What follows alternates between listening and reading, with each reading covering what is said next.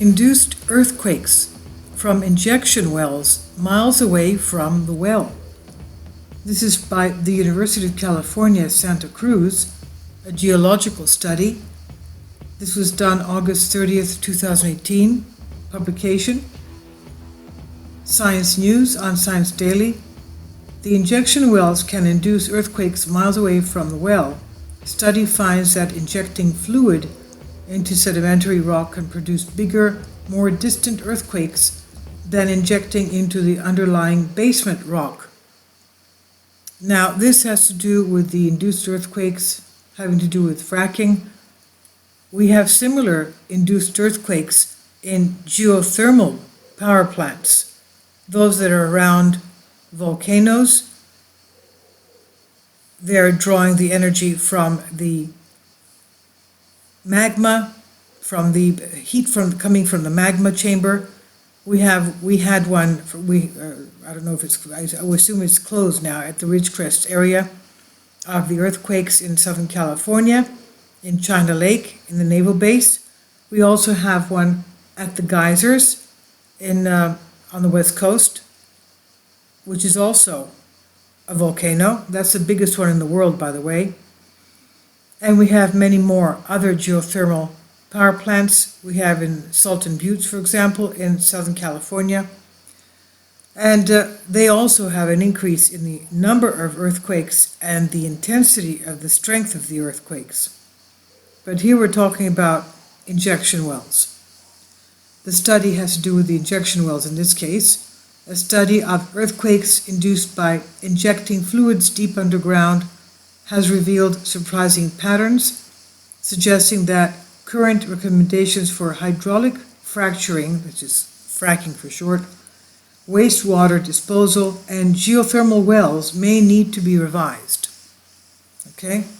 Even geothermal wells, yes, they have an increased amount of strength and frequency of earthquakes. The study of earthquakes induced by injecting fluids deep underground reveals surprising patterns, suggesting that current recommendations for hydraulic fracturing, wastewater disposal, and geothermal wells may need to be revised. Researchers at University of California, UC Santa Cruz, compiled and analyzed data from around the world for earthquakes clearly associated with injection wells. They found that a single injection well can cause earthquakes at distances more than 6 miles away, 10 kilometers away from the well. They also found that in general, injecting fluids into sedimentary rock can cause larger, more distant earthquakes than injecting into the underlying basement rock. This is problematic since the current advice is to preferentially inject into the sedimentary sequence as a theoretically safer alternative to the basement rock. This is what Emily Brodsky, professor of Earth and Planetary Sciences at UC Santa Cruz, says. Postdoctoral researcher Thomas Goble said the key issue is the spatial footprint of induced seismicity around the injection well. It's not that the basement rock is safe, because there is still the possibility of encountering a fault in the basement rock that can cause a large earthquake. But the probability is reduced because the spatial footprint is smaller, he said. In a paper published August 31st in Science, Goble and Brodsky described two distinct patterns of induced seismicity, which they associated with different physical mechanisms acting in basement rock and sedimentary rock. In the first pattern, associated with injection into basement rock, earthquakes tend to occur in a compact cluster around the well, with a steep decline in earthquakes farther from the well. In the other pattern, associated with sedimentary rock, induced earthquakes decline gradually with distance from the well and occur at much greater distances. The physical mechanism by which injection wells induce earthquakes was thought to be a direct result of increased fluid pressure in the pores of the rock, causing faults to slip more easily. This mechanism can account for the spatial pattern of seismicity seen with injection into basement rock, Goble said. but the pattern seen with injection into sedimentary rock suggests a different mechanism resulting from efficient poroelastic coupling, which controls the ability of the rock to transmit fluid stresses into the solid rock matrix. Brodsky said, "When you inject water into the ground, it pushes on the surrounding rock and creates elastic stress in the rock, which can put pressure on faults at a distance without putting water into those faults. So if poroelasticity is dormant, you end up with a larger footprint because it's loaded neighboring faults beyond the area of increased pore pressure." End quote. According to Golet, the crystalline basement rock is stiffer and has lower porosity than sedimentary rock.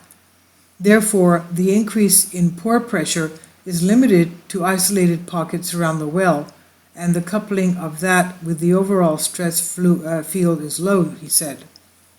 Golet said their findings help explain the extent of induced seismicity in regions such as Oklahoma, where there are many injection sites in oil and gas fields. Oklahoma has seen a dramatic surge in earthquakes since 2010, to the extent that there are now more earthquakes each year in Oklahoma than in California. Golet and Brodsky did not include sites in Oklahoma in their study. However, because there are so many injection wells, they could not isolate the effects of individual wells. Quote, "In Oklahoma, they have injected into the high porosity sedimentary unit above the basement, but these elastic stresses can be transmitted over a large distance, so you could activate a large basement fault at a distance of 10 kilometers, Golet said. That may be what we're seeing in places like Oklahoma. This was by the University of California, Santa Cruz, written by Tim Stevens, Thomas Golet, and Emily Brodsky. So the induced seismicity, they're man-made earthquakes, minor quakes and tremors that are caused by human activity that alters the stresses and strains on the Earth's crust, and most induced seismicity is of low magnitude. A few sites regularly have larger quakes, such as the geysers, which is a geothermal plant in California, which averaged 2 magnitude 4 events and 15 magnitude 3 events every year from 2004 to 2009. So they're quite big, as you can imagine. That is not fracking, that is geothermal plant. Results of ongoing multi-year research on induced quakes by U.S. Geological Survey, published in 2015, suggest that most of the significant earthquakes in Oklahoma, such as the 1952 magnitude 5.7 El Reno earthquake, may have been induced by deep injection of wastewater by the oil industry. You see, even the 5.7 magnitude, that's huge. That's a major quake. Earthquakes rates have recently increased markedly in multiple areas of the central and eastern United States, especially since 2010, and scientific studies linked the majority of this increased activity to wastewater injection in deep disposal wells. Induced seismicity can also be caused by the injection of carbon dioxide as the storage step of carbon capture and storage, which aims at sequester carbon dioxide capture from fossil fuels produced or other sources in Earth's crust as a means of climate change mitigation. This effect has been observed in Oklahoma and Saskatchewan of Canada. Though safe practices and existing technologies can be utilized to reduce the risk of induced seismicity due to injection of carbon dioxide, the risk is still significant if the storage is large in scale.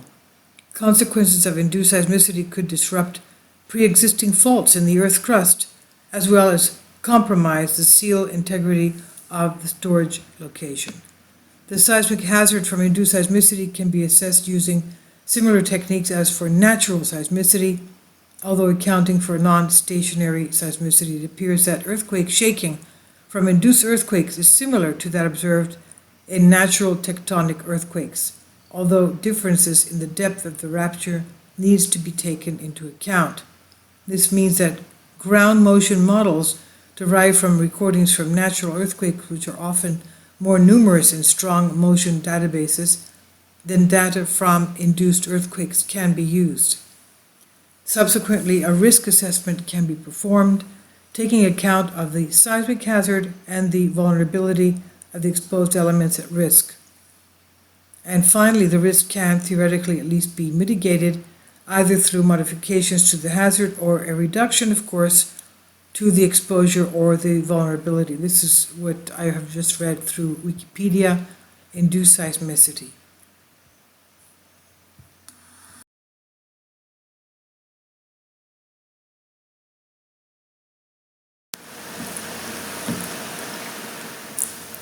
If you'd like to join me on my Patreon account, you will hear content not covered by mainstream media.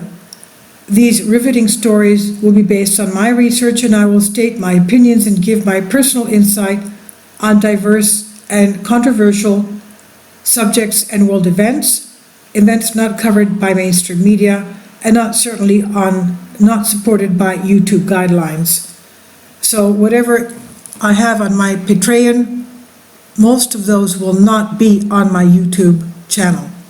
Please consider becoming a member today. More of the most significant and important videos will be on my Patreon channel. Your support helps me to continue my research and keeps this YouTube channel alive. And we depend on your support, your generous charity, because we help economically challenged families here in Athens, Greece, in Kapota, and we also help the young generation with university tuition and the community around our church. Thank you.